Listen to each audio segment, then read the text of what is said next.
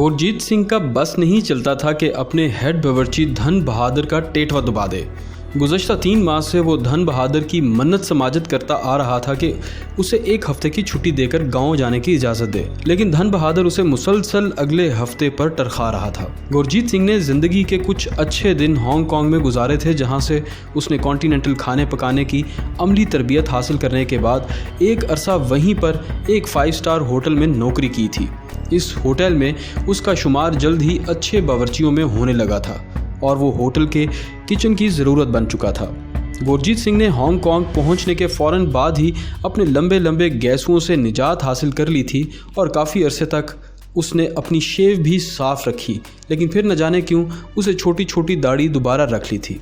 अगर उसके नाम के साथ सिंह का लफ्ज़ ना आता हो तो कोई भी उसे सिख मानने पर तैयार नहीं था। बुरा हुआ उसके बहनोई आत्मा सिंह का, जिसने एक रोज़ दुश्मनी में अपने गांव में कत्ल कर दिया और गुरजीत सिंह को वापस भारत जाना पड़ा। गुरजीत और गुरिंदर कौर की कड़माई हुए 2 साल होने को आए थे और जब वो कभी 3-4 माह बाद 8-10 दिन के लिए घर आता तो वालिदैन को अगले फेरे पर शादी का गांचा देकर निकल जाता। लेकिन इस मर्तबा वो बुरी तरह फंस चुका था। आत्मा सिंह की ज़मानत नहीं हो रही थी, मुखालिफ पार्टी मजबूत थी।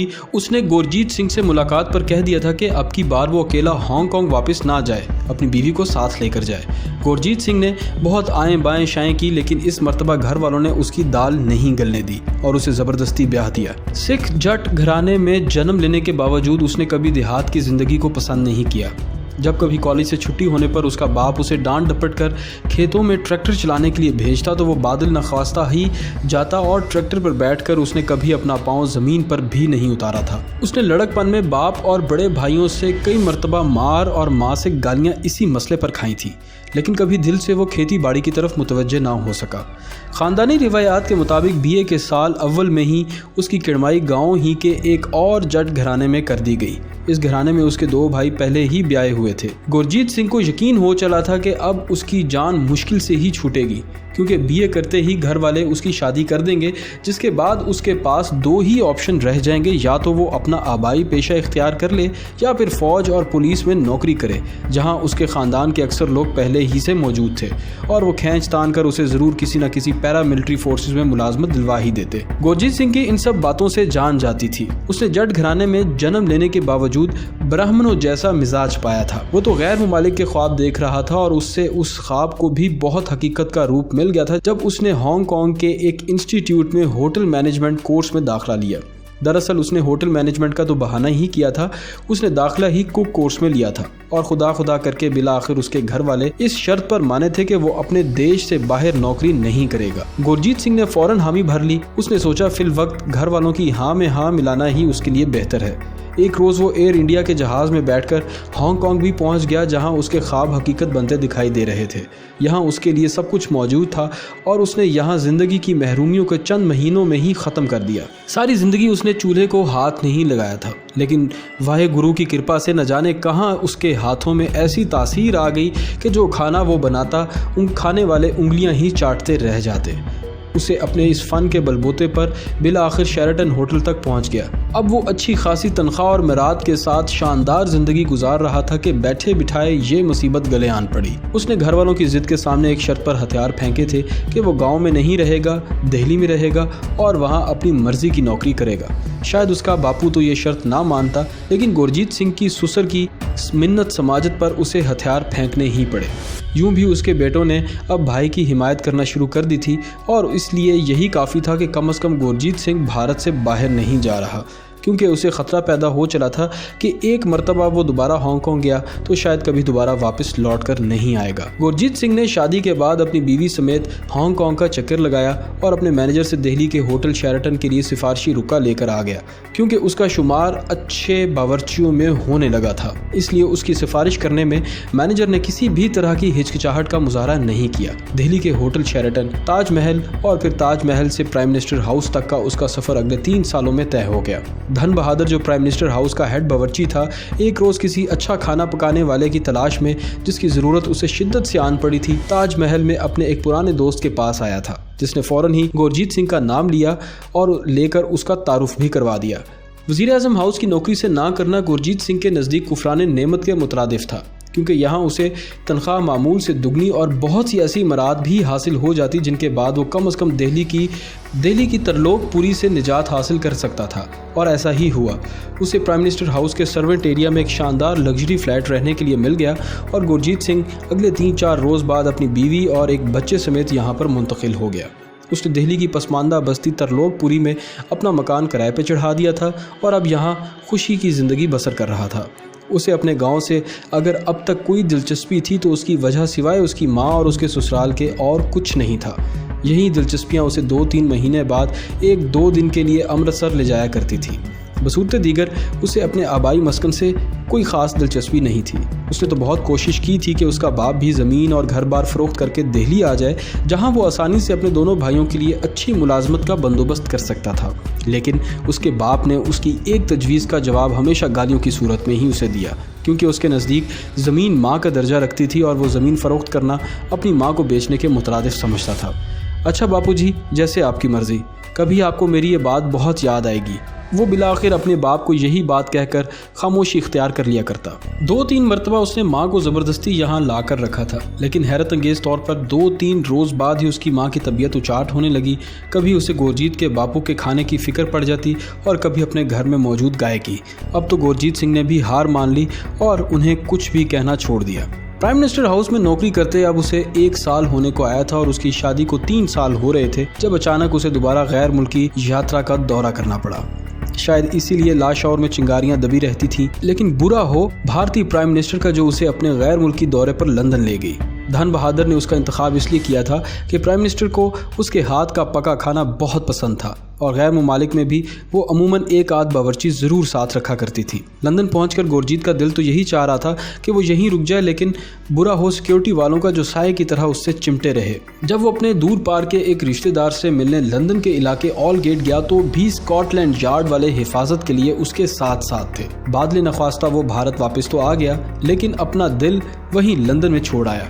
अब उसकी ज़िंदगी का एक ही मकसद रह गया था कि वो जितनी जल्दी मुमकिन हो बाहर चला जाए, लेकिन बज़ाहिर उसकी कोई सूरत हाल दिखाई नहीं दे रही थी। उस रोज़ भी वो यही ख्वाब लिए किनान पैलेस के उस होटल में बैठा था जब उसके सामने बैठे नौजवान ने 1-2 मरतबा अजब सी नज़रों से उसकी तरफ देखा, फिर वो अचानक से उसकी तरफ आ गया। क्षमा कीजिए, अगर मैं भूल नहीं रहा तो हम शायद कहीं मिल चुके हैं, उसने बड़े मुहज़्ज़ब लहजे में अमेरिकन लहजे वाली अंग्रेज़ी में कहा। गुरजीत सिंह को इसकी तरह तो नहीं, अलबत्ता अंग्रेज़ी अच्छी तरह से बोल सकता था, इसलिए सबसे ज़्यादा अहम बात यह थी कि उस नौजवान की बात करने का अंदाज़ उसके गैर मिल्की होने की चुगली खा रहा था और ये उसके काम का बंदा हो सकता था। उसने फ़ौरन ही ये जान लिया कि ज़रूर वो इससे मिल चुका है। गुरजीत सिंह ने बड़े ही मुहज़्ज़ब लहजे में उसे मुखातिब करते हुए अपने सामने वाली कुर्सी पर बैठने की दावत दी। मैं असल में होटल लाइन से ताल्लुक़ रखता हूँ, मुमकिन है हम पहले भी मिल चुके हों। नौजवान के बैठने पर उसने बड़े ही मुहज़्ज़ब लहजे में कहा। आप कहीं हांगकांग में भी रहे हैं? नौजवान ने उसकी आंखों में झांकते हुए कहा। जी हाँ, आज से 3 साल पहले की बात है। गुरजीत सिंह ने उसकी हाँ में हाँ मिलाई। ओह वेल, मेरा नाम प्रमोद है और आप शायद गुरजीत हैं। नौजवान ने अचानक ही उसकी तरफ मुसाफे के लिए हाथ बढ़ाया। गुरजीत हैरानगी और खुशी से मिले जुले तासुरात से उसकी तरफ देख रहा था। प्रमोद की आखिरी बात ने तो ये साबित कर दिया था कि वो गुरजीत को पहले से जानता है, लेकिन गुरजीत सिंह को अभी तक याद नहीं आ रहा था कि उसने प्रमोद को हांगकांग में कहाँ देखा था। बहरहाल उसने दिमाग पर ज़्यादा जोर देना मुनासिब नहीं समझा। उसे सैकड़ों लोग ज़िंदगी में मिले और चले गए, यकीनन प्रमोद भी उनमें से एक ही था। मैं होटल शेराटन में कुछ दिन ठहरा, अगर मैं भूल नहीं रहा तो ज़रूर हम वहीं मिले थे। दरअसल मैं पंजाबी हूँ और इस हवाले से दुनिया में जहाँ कहीं भी कोई हमज़ुबान मिल जाए तो मैं उससे फ़ौरन फ्री हो जाता हूँ। प्रमोद इस तरह तहक़ीक़न और एतमाद से बात कर रहा था कि गुरजीत सिंह तो क्या दुनिया का कोई शख्स भी अगर उससे ना मिला होता तो ज़रूर उसकी बात को सच समझता। अब आप कहाँ रहते हैं? स्टेट्स, उसने छुटते ही जवाब दिया। गुरजीत अभी तक इस्तफामिया नज़रों से उसकी तरफ देख रहा था। कैलिफोर्निया, बे एरिया में मेरे फादर के होटलों की एक चेन है, बस अपने ढाबे ही समझ लीजिए। साले गोरे पकोड़े और समोसे खाकर ही मस्त हो जाते हैं और हमने पकोड़े बेच कर कैलिफोर्निया के 5 शहरों में 5 ढाबे बना लिए। उसने हंसते हुए कहा। वेल डन, बेख्तियार गुरजीत के मुंह से निकला। आजकल इधर आया हुआ हूँ, साला अपना कोई रिश्तेदार तो यहाँ रहा नहीं, बस मैं हूँ, चला आता हूँ कभी कभी, कुछ बिजनेस के मामलात थे, 3 साल बाद आया हूँ। उसने गुरजीत के ऑर्डर पर मंगवाई कॉफ़ी का घूंट हलक में उंडेलते हुए कहा। महाराज, आज आप मुझे अपने बेहतरीन दोस्त पाएंगे। गुरजीत की बतीसी बाहर निकल आई। अंधे को जैसे दो आंखें मिल गईं।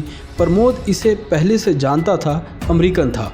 अमेरिका में उसके बाप के 3-4 भारतीय रेस्टोरेंट थे और उसे क्या लेना था। वाहे गुरु की कृपा से लगता है मेरी सुनी ही गई।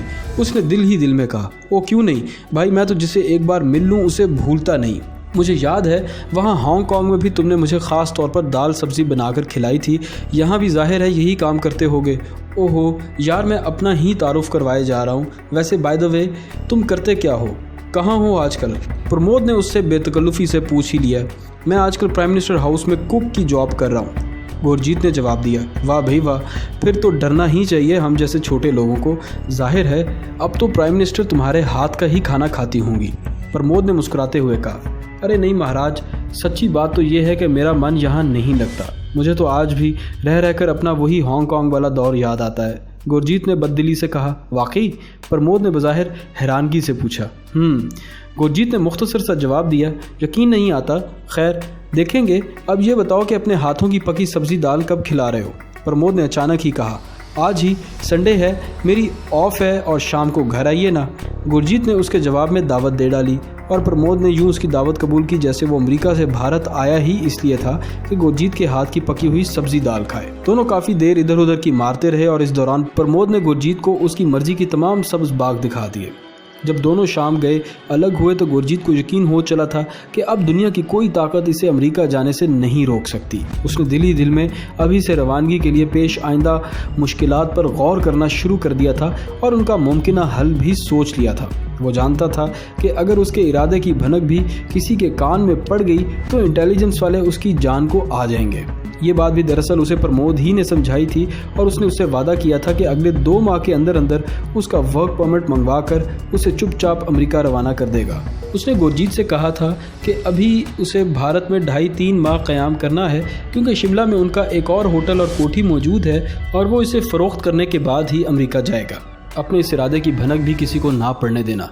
मैं तो कहता हूँ अभी भाभी से भी बात ना करना। औरतें बात संभाल कर नहीं रखती। कहीं ये बात तुम्हारे घर से बाहर निकल गई तो साले सिक्योरिटी वाले तुम्हारे पीछे लग जाएंगे क्योंकि तुम एक अच्छे बावर्ची हो जिसे वो इतनी आसानी से भागने नहीं देंगे। प्रमोद ने बड़ी राजदारी से उसे समझाते हुए कहा था। आप बेफिक्र रहें वीर जी, जैसे आप कहेंगे वैसे ही करूँगा।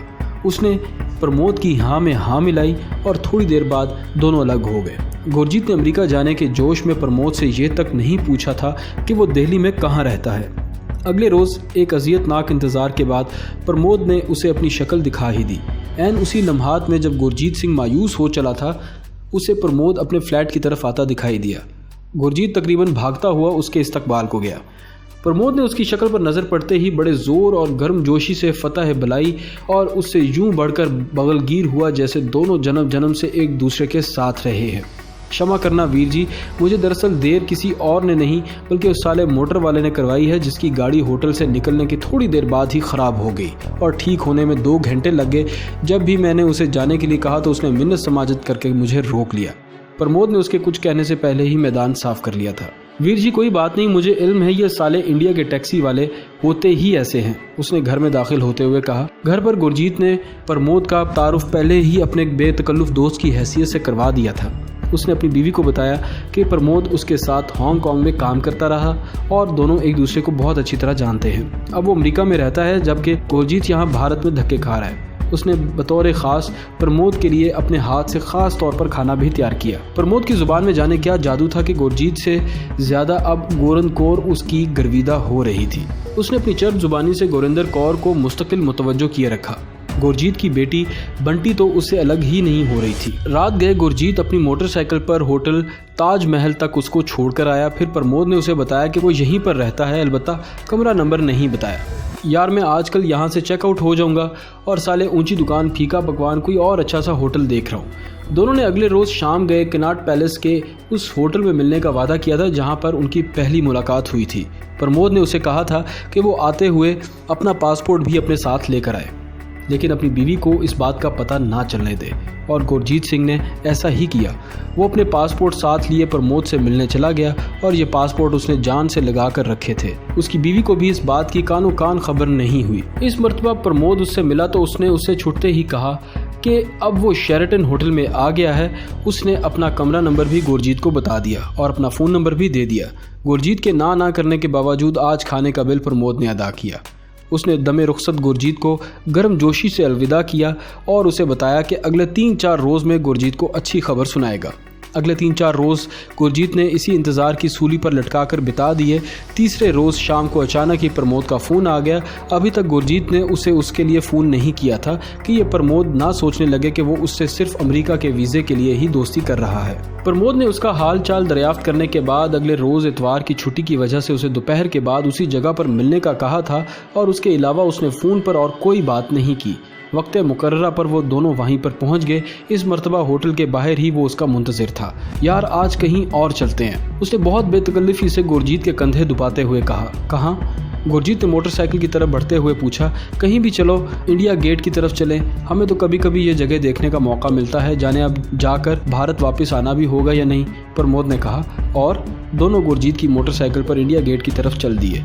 इंडिया गेट पहुंचकर उन्होंने एक कदरे महफूज कुंज तलाश कर लिया और चाय का ऑर्डर देकर वहीं पर बैठ गए। आजकल बड़ी सख्ती चल रही है, ऐसी बात नहीं कि तुम्हारा काम ना हो, लेकिन मेरी ख्वाहिश थी कि मैं अपनी मौजूदगी में ही तुम्हारा काम मुकम्मल करवा कर जाऊँ। तुम जब चाहो अगले 3 माह के दौरान अमेरिका आ जाओ। प्रमोद ने उसकी बीवी और बंटी समेत खैरियत दरियाफ्त करने के बाद कहा। क्या मतलब? क्या कोई मसला है? गुरजीत कुछ घबरा सा गया। यार मसला कोई नहीं, अगर हम कानूनी तरीके से चले तो 1 से 3 माह का अरसा लग सकता है, लेकिन अगर तुम ज़रा सी हिम्मत करो तो अगले 1-1.5 माह में ही तुम्हारा वीज़ा लग जाएगा। प्रमोद ने उसकी आंखों में झांकते हुए कहा। वो कैसे? मैं तैयार हूँ, तुम जो भी कहो मैं तैयार हूँ। उसकी बेताबी देखी नहीं जाती थी। देखो गुरजीत, ये दुनिया मतलब की यार है। यहाँ का असूल है इस हाथ दे और उस हाथ ले। मेरे बाप का एक मिलने वाला यहाँ अमेरिकन कॉन्सुलेट में वीज़ा ऑफिसर लगा हुआ है। मैंने उससे तुम्हारे मुतालिक बात की थी कि तुम्हारी बारी ज़रा जल्दी लगवा दे, क्योंकि बाकी तमाम ज़रूरियात मैं पूरी कर दूंगा। आजकल मेरे फादर की तरफ से तुम्हारे लिए लेटर और गारंटी वगैरह भी आ जाएगा। वो साला किसी तरह मानता ही नहीं, लेकिन फिर अचानक ही उसने मुझसे एक काम कह दिया है और उसका कहना है कि तुम ये काम करते रहो तो वो अगले 3 माह के अंदर अंदर तुम्हारा वर्क परमिट भी बनवा देंगे। इस तरह तुम ग्रीन कार्ड के अहल होगे और अपनी बीवी और बच्चों समेत बआसानी अमेरिका जा सकोगे। यहाँ तुम्हारा ये भाई तुम्हारे लिए बाकी तमाम बंदोबस्त कर देगा। प्रमोद ने जानबूझकर बात अधूरी छोड़ दी। क्या काम है वो? गुरजीत सिंह ने बड़े इश्तियाक से पूछा। मुझे तो खुद समझ नहीं आती, लेकिन उसने बताया ये है कि जो भी मेहमान प्राइम मिनिस्टर के साथ मीटिंग पर आते हैं उनकी फहरिस्त तुम्हारे पास किचन में भी आती है। उनके पसंदीदा खाने क्या हैं, ताकि उनकी मर्जी के मुताबिक खाने तैयार किए जा सके। क्या ऐसा हो सकता है? प्रमोद ने बड़े ही मासूमाना अंदाज में उससे इस तरह से ये बात पूछी थी जैसे वाकई ही उसे किसी बात से कुछ लेना देना ना हो।